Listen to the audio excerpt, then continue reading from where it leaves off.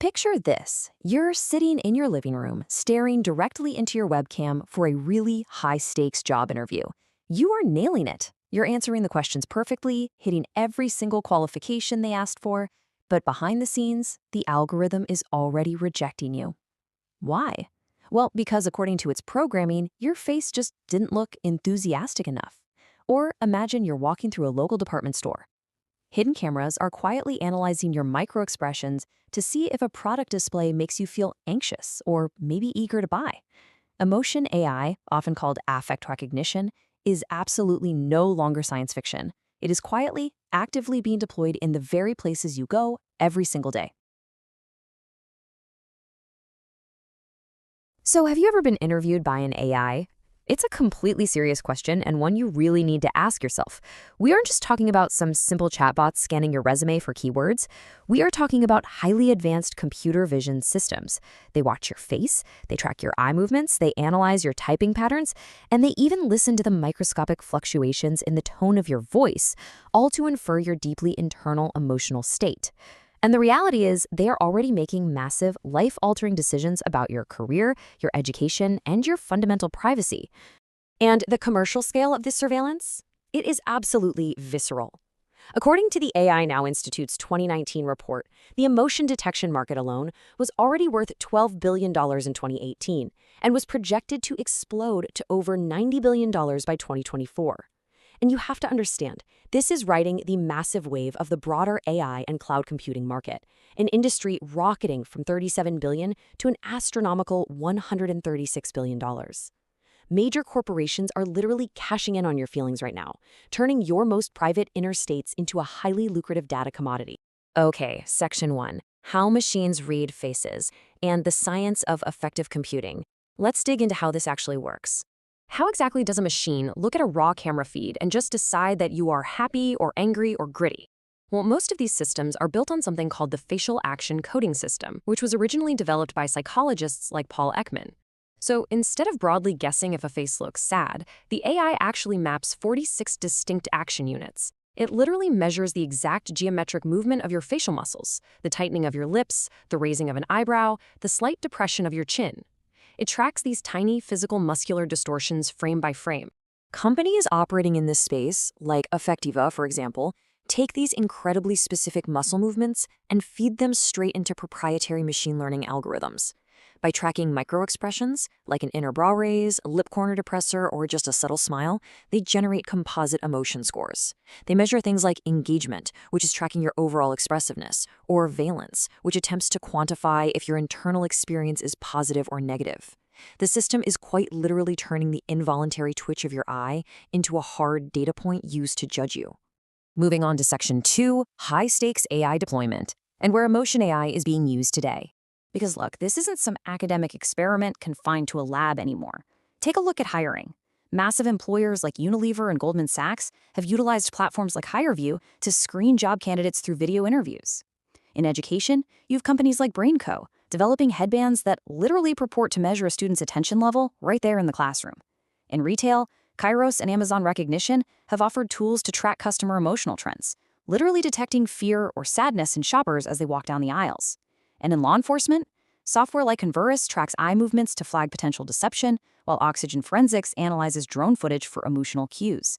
These are real companies, with very real deployments, carrying massive consequences for the ordinary people being analyzed.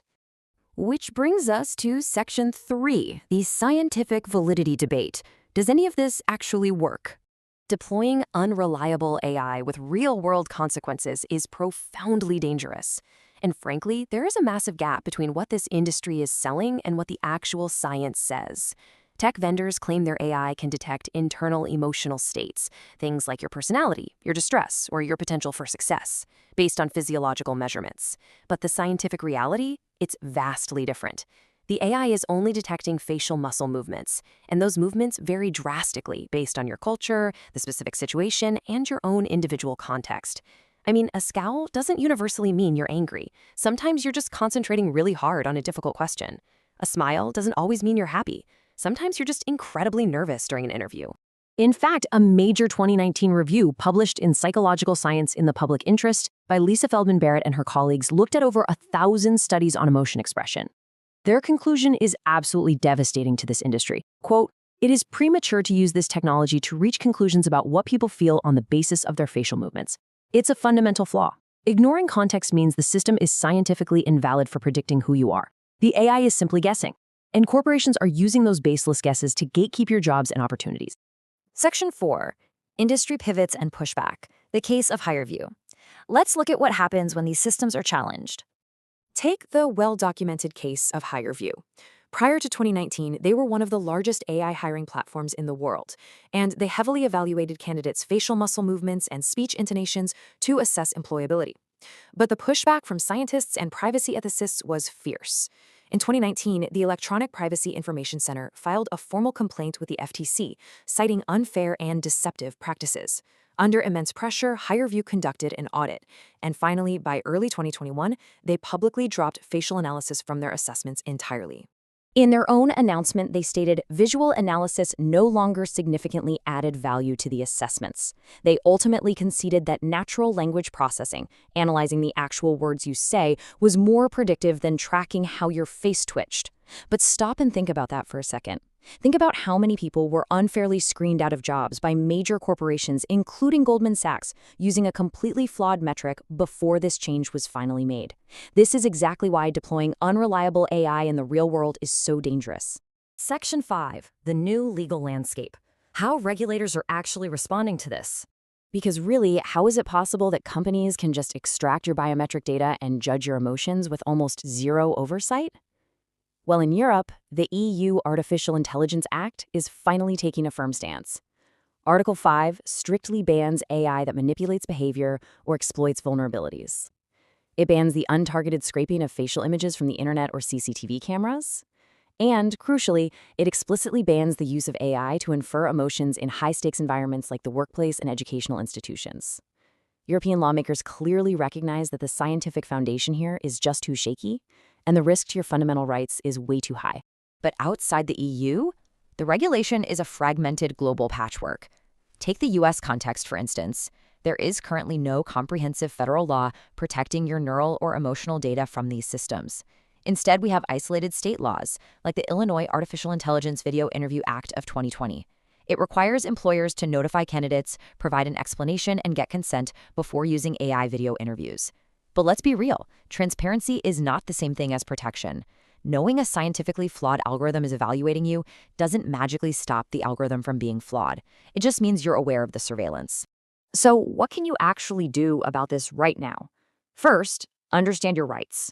Be acutely aware of your local privacy laws and demand transparency whenever you're asked to submit to video screening or workplace surveillance. Ask exactly what data is being collected and how you're being scored. We are standing at a major crossroads here, leading us to this final question. How should society balance the rapid, lucrative development of AI with the desperate need for scientifically validated ethical deployment? It's a question we all need to answer, and soon, because the algorithms are already out there making choices for us. If you found this explainer eye-opening, please make sure to subscribe to the channel. Next time, we're diving into how AI systems are being designed not just to read your emotions, but to actively manipulate them. It's a heavy one, and you absolutely won't want to miss it.